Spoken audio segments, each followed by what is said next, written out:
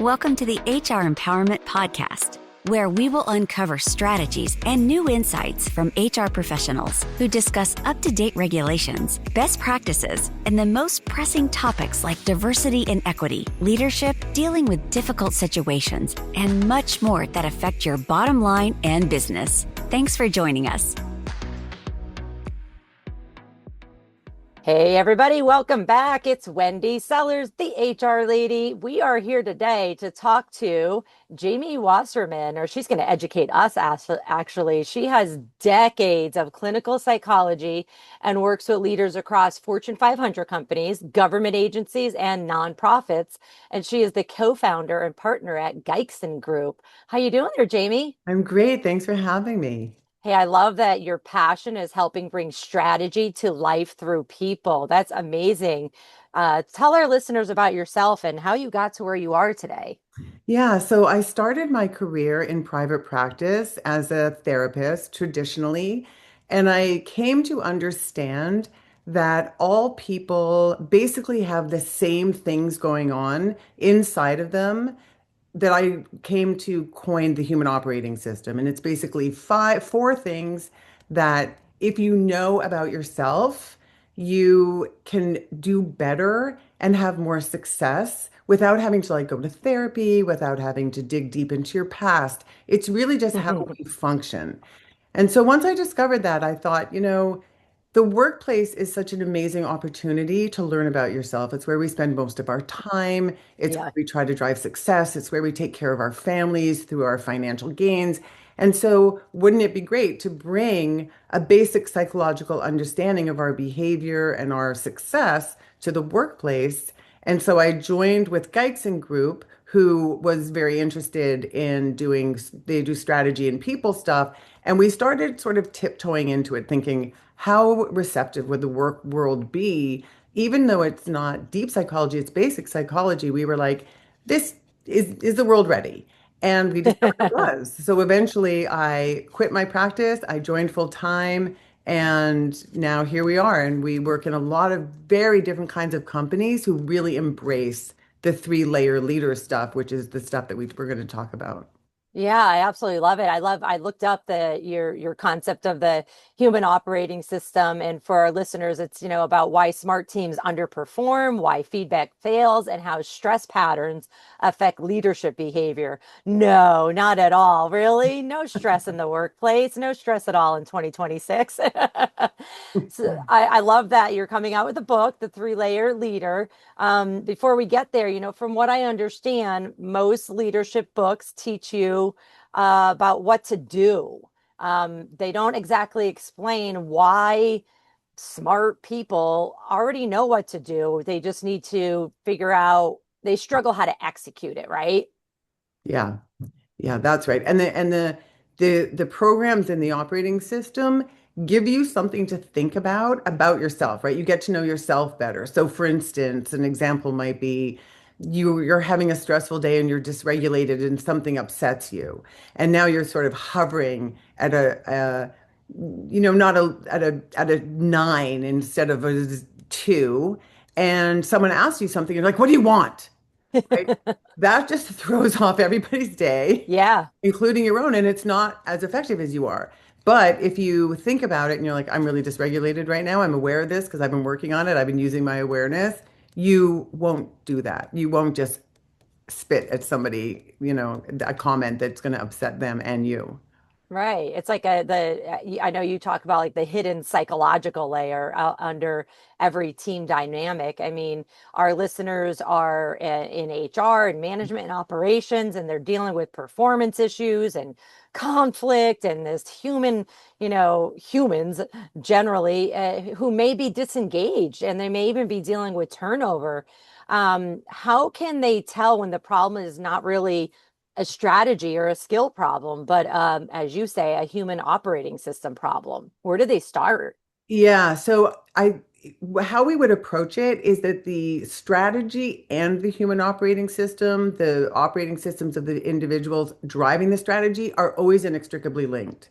So you need to look at the strategy and the people at the same time in order to discover where the disconnects are. So a lot of times people are disengaged because either the strategy doesn't mean anything to them, they don't agree Yeah. with the strategy, they don't like the leader. So even if they agree with the strategy, they're not enjoying spending time with their team. There's some other emotional thing going on, or they aren't bought into the strategy. And so if you look at three-layer strategies, right? There's three-layer leaders who look at three-layer strategies. You look at the transactions, what are we trying to do? And then you look at the team under the transactions and how do I engage my team? How engaged are they? How much do they believe in this? How much are they getting satisfaction out of their work life doing this?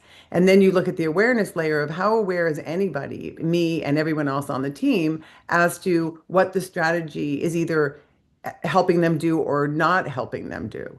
And so if you look at all of that at the same time, it creates a perfect package where you're dealing with the human stuff and the strategy stuff at the same time and how they interact with each other, which is happening all the time.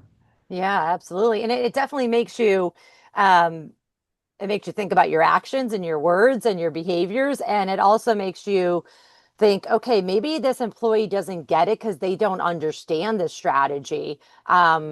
On another hand, they might not like the strategy, which means they need to get engaged or possibly, not put in a different team somewhere else, right? Precisely. That's exactly right. People deserve to be given the opportunity to engage with the strategy and be able to be heard about what their problems might be with some of the initiatives or whatever is trying to happen. But then they also have to be honest and say, I'm not here for this. So then you got to go. Right, right. Yeah. Now, listen, folks, we're not here to tell everybody you got to fire people, but No. sometimes they might they might be happier somewhere else. So we still want to make sure we have the right people on the team. Desperate times, we end up making desperate decisions in desperate times, meaning we may have hired the wrong person because we were desperate at that time. Yeah, that's a very common thing to just like sweeping hire people without really understanding whether they're the right people for the role. And again, I really, really do believe that if you work in this way, like in a three-layer way, there's a lot of people who have talents and abilities who, once you work with their operating system, you get them engaged, you get them self-regulated, you get them internally located so they understand what is in this for me. You treat them like 50-50. They can start doing things and becoming the kinds of employees that you've always wanted, but you just didn't give them the opportunity to really engage as themselves. And I've seen this a lot.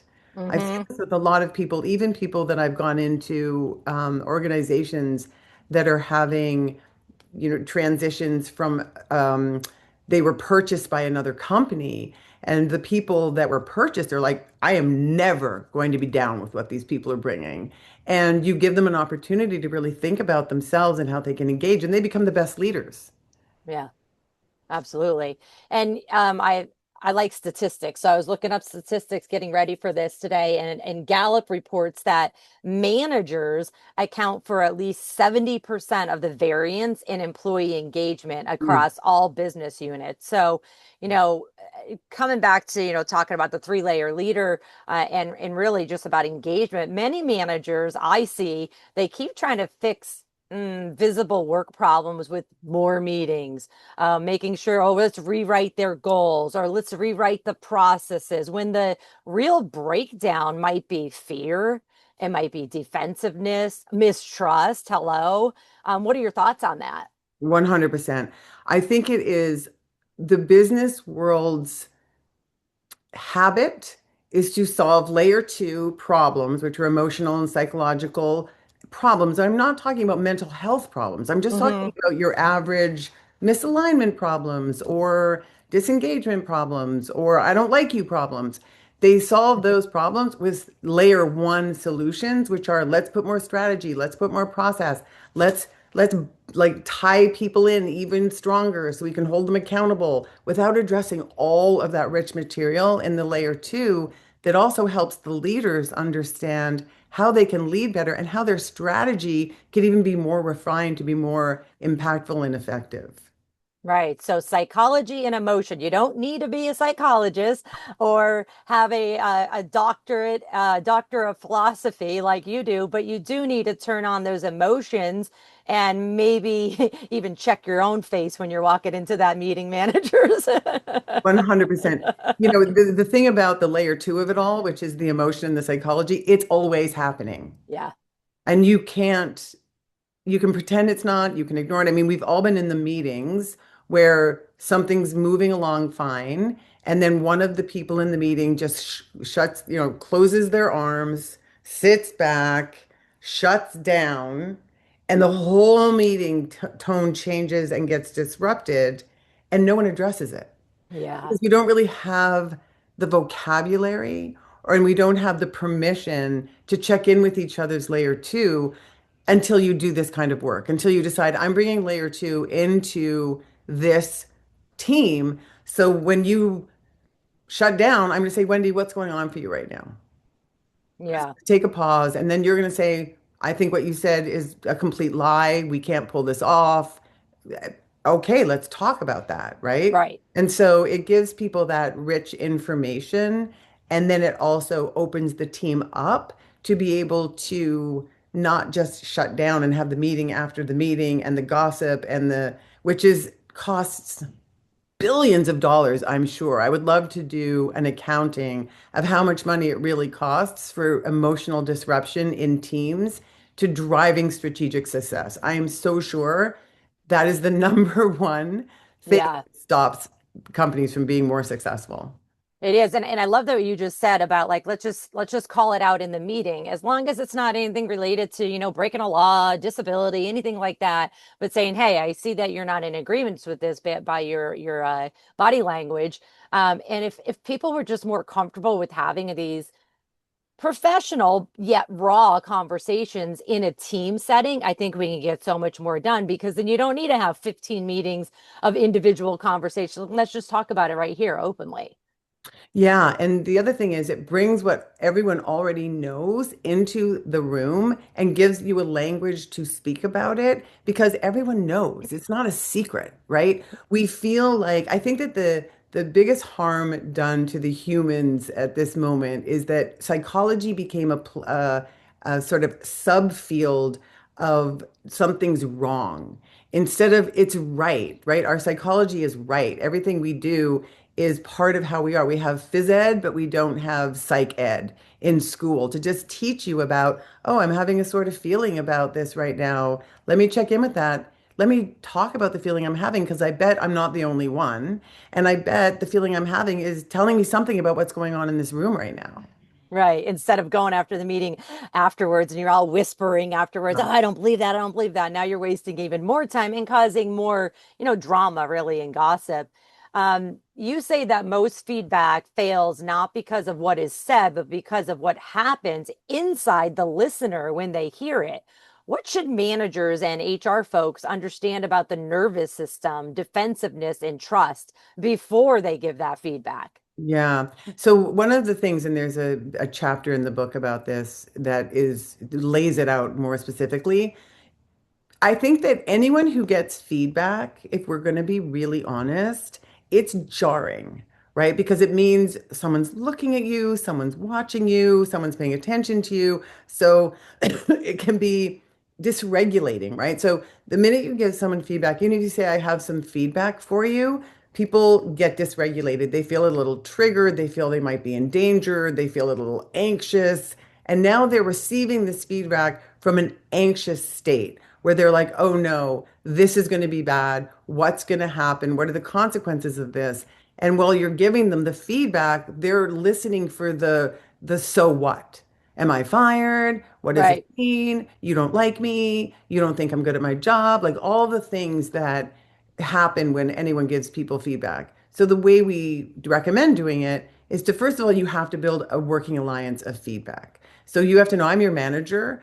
We have things we're working on. I'm going to give you feedback on all of these things regularly. I'm not going to do it once a year or Oh, twice a thank year. you. Every single day, I'm going to be like, hey, you did great in that meeting. You looked a little bored when you were talking to the client. Whatever the thing is that I'm going to give you feedback on that I know you're working on. We're going to have agreed upon things that you're trying to get better at. And I'm here to support you in that.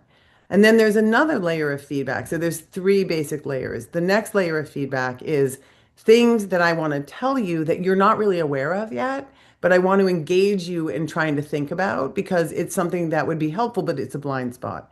And the third one are things that people really aren't aware of that change their view of themselves.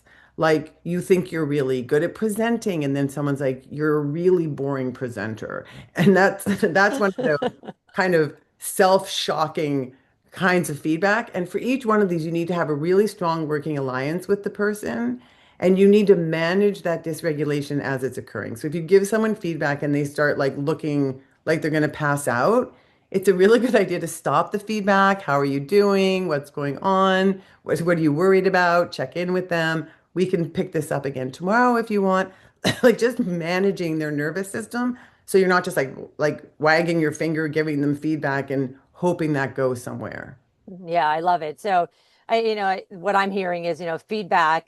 It's not just a communication event; it's a relationship event, and relationships need work. And I love that you said, please don't wait once a year for reviews. I say that all the time. Who wants to wait 365 days to hear, yeah, things are going good, thumbs up, or things aren't going good? Why didn't you tell me it back then? Yeah, that's a really dysregulating thing to find out you've been doing something wrong. I assume, and I think it's a pretty safe assumption, although I'm sure there'd be people that might not agree. Most people want to do well and be a significant and meaningful part of a team. And that's a really hard thing to pull off sometimes, depending on the health of the team, the health of the company, how enrolling they are, how engaging they are, how honest they are with themselves and others. And so if you give people the opportunity to get feedback, to get better at something, I most people really like it. They're really here for it. Yeah, absolutely. And in fact, Gallup data shows that 80% of employees who say they've received meaningful feedback in the past week are fully engaged, which means they're in it to win it with you. They know the strategy, they know the tasks on hand, and they're also more likely to raise their hand to say, I need help or I'm struggling because they're getting meaningful feedback in the past week, which means, oh my goodness, how about we give our employees feedback all the time? Yeah, feedback is actually a really kind thing to help people develop.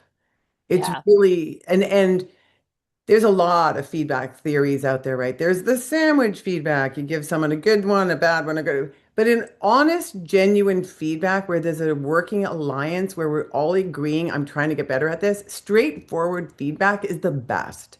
Because there's times people give people feedback and they're like, I'm not really sure what you just said to me. I don't know what to do with this, right? Yeah. It's very hedgy. We do a lot of role plays in feedback in our company when we work with teams. And I've had managers speak to the people they're managing and they say something and we're all like, I'm not sure what the feedback is. Like, we love you. We think you're awesome. And, it would be great if sometimes, like you could get here maybe sometimes on time. It's okay. I know you have a kid and you're like, what is it you want? Like, Yeah, can you just be honest with me? But it's hard to be honest with people if you don't have a relationship with them. right. So I love how, you're explaining this, and I am very excited for your book to come out, The Three-Layer Leader. When will that be coming out? So that's going to be coming out probably in a month, I think. Yeah. Okay, so Yeah, I it's think in the presses right now. Absolutely. And we'll make sure that we share it on my LinkedIn and on her LinkedIn, and you all have that information for that. But that, reveals what's missing, the psychological operating system that determines whether people can assess their capabilities when it matters most. And so very excited for that. And congratulations on that as well. Thank Okay, so my next question is, in your work, what happens to a team when the leader is dysregulated because they're under so much pressure? Yeah, that is a really, really toxic, unfortunate, and common event, right? Like the leader gets very dysregulated because feedback goes both ways. You want to be able to help your leader self-regulate as well. And if that relationship doesn't go both ways, you have to deal with the dysregulation. And I've seen leaders come into teams that were having a super dynamic conversation, really excited about where they were going. The leader is dysregulated. They come in a dysregulated way. They talk about why they're upset and maybe they got a bad report from the earnings. They come into the room and they're like, we're not doing as well as we need to, la la la la la, and they're really upset. Everyone just shuts down. Yes. It And really look and looks at their feet, right? looks at their feet, really hard to re-engage them again. They're all starting to think about, oh my goodness, I didn't do the right thing. I'm not good enough. Whatever is going on in each person's operating system in that moment, I think it's really, really important for leaders to make a commitment to stay self-regulated. Now, that doesn't mean you can't speak about what's dysregulating you, but you have to do it from a self-regulated place. You can say, wow, guys, this earnings report is really throwing me off. I'm feeling really anxious and upset about it.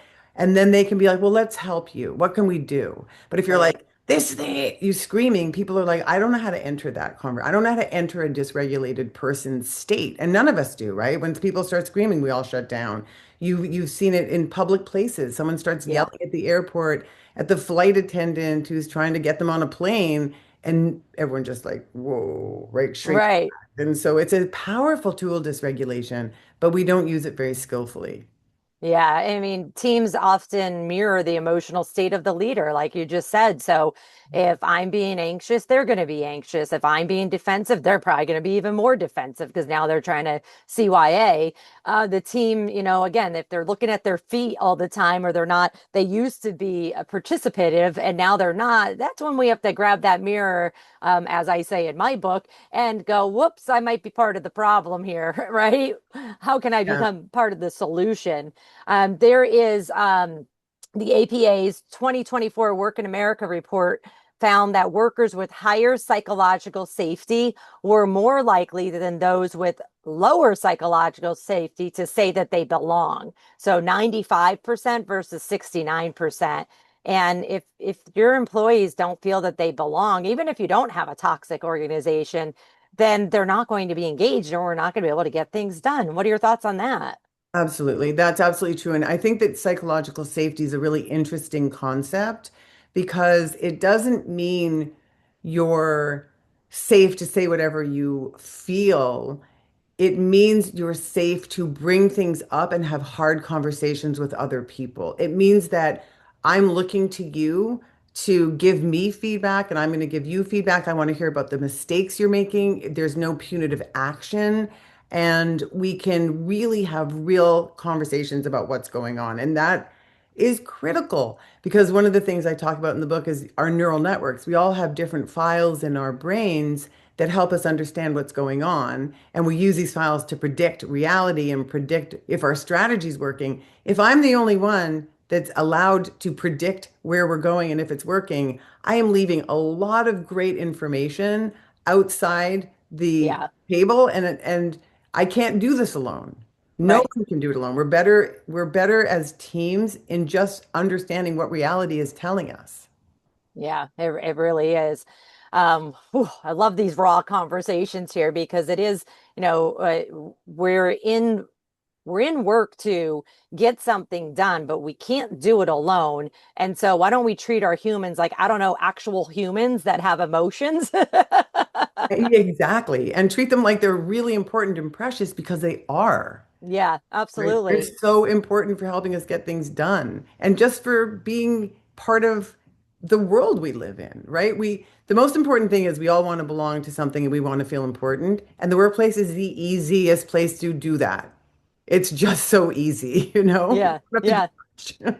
I mean, it's where you spend most of your time is at the workplace if you work full time, but that's where you spend most of your time, most of your waking hours, unless you're, a night owl, but then you still eventually your passion, if you're passionate about what you do, you are still thinking about work when you're not there, which I'm still working on that part. But so one of the ideas in your book is that organizations can actually accidentally train people out of ownership. Yikes. And then be frustrated when employees do not take initiative. So let's talk about this a little bit. How do leaders and HR teams unintentionally create that pattern, and how the heck do we reverse it? Yeah, it goes along with that psychological safety concept, really. But one of the things we talk about in the book is the locus of control. And your locus of control is where you feel the control is in your life. It's either internal, my thoughts, my ideas, my talents are driving the success of the initiative I'm working on. Or it's external, meaning my boss, somebody else is driving it, and I have to please them. I have to make sure I'm doing what they want me to be doing. So many teams are top down. They're like, I'm going to tell you what to do. You do it. Let me know when you've done it. Let me check your work. Let me tell you what you did wrong. Let me tell you what you did right. And that's how they function.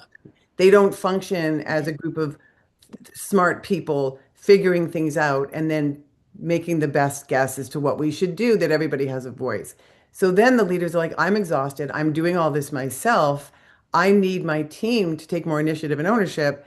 And they're like, okay, what do you want me to own? How do you want me to own it? Because they know that in order to do that, they have to get it right. And they have to get it right in the mind of the leader. And if you're really going to have a team that takes ownership, they're going to do things that you didn't necessarily think of or that you might not have done that way. And so Right. if you don't let your team do things the way they do them, they're just going to do what you want and always make you come up with the solutions. Yeah, accountability. It's not just about telling people what to do or how to do it. It's getting out of their way so that maybe they do make a mistake, but guess what? We learn from mistakes. Boy, do we ever. So we have to allow them to Yeah. make those mistakes, right? There has to be a tolerance for mistakes or learning from, as we would say, learning from a prediction and the data that came back after you predicted was not the data you were expecting. So then you change your prediction, you incorporate the data, you make a better prediction, and now you've grown and you've learned and you're doing better. That happens to us every single day, right? And so to think about trying to drive things in the workplace and not have prediction errors is what we call it, not have mistakes happen or something has an unintended consequence. It's ridiculous to think that. Yeah. And speaking of, like change or strategy, even again, if we're not getting our employees involved in that before we roll out a change, they're probably not going to adopt it. I was looking at the Global Workforce Hopes and Fears survey, and it found that 62% of workers said that the pace of change at work had increased drastically in the past year, and 45% said that so did their workload. So powers that be above them said, we're going to make some change and then dump the change on the workers. And additionally, 28% of those people said, I'm most likely going to leave this job within the next 12 months. So if we're wondering why we have so much turnover and we can't retain people, it's because of, we're not involving our smart people in the decision making. What are your thoughts on that? Absolutely. You have to involve your smart people not only in the decision making, but in the success, in the driving of the success and take an ownership of driving that success. So that then if they're doing more work, it doesn't feel like more work. Yeah. Feels like more of an opportunity to help drive the change you're trying to drive. And I think that's a really big area of loss for employees, for employers, when they treat employees just like cogs in a wheel that they can change up for someone else. Every time you lose an employee, so much of your knowledge goes out the door, right? It Yeah. makes no sense. It's a very bad strategy to leave people as just order takers. Yeah, and then on top of that, I mean, where we're at today with social media, and there's so many sites that you can put reviews on of your former employees Mhm. and or employer. And so if somebody's walking out, whether they got quit or they got fired, but they left your organization and not in a good way, it's going to go all over the internet, and so you're going to affect your future recruiting. And so we really have to, again, grab that mirror and say, I might be part of the problem here. So this has been fascinating. Thank you so much for your time. I'm so excited for your book to come out, The Three-Layer Leader. And before we wrap up, how can people connect with you? Yeah, so you can go to geixen.com and you can learn more about what we do, and you can drop us an email, and I would love to hear from people. Or at Uh, LinkedIn, also, I'm on LinkedIn, Jamie Wasserman. Jamie Wasserman, thank you so much. You have a great day, and I will be definitely getting your book when it comes out. Thank you so much. It's been great talking to you. Thank you for joining the HR Empowerment Podcast, brought to you by Aurora Training Advantage. We hope you've gained new insight and strategies to navigate the HR profession. We look forward to you joining us again on the HR Empowerment Podcast.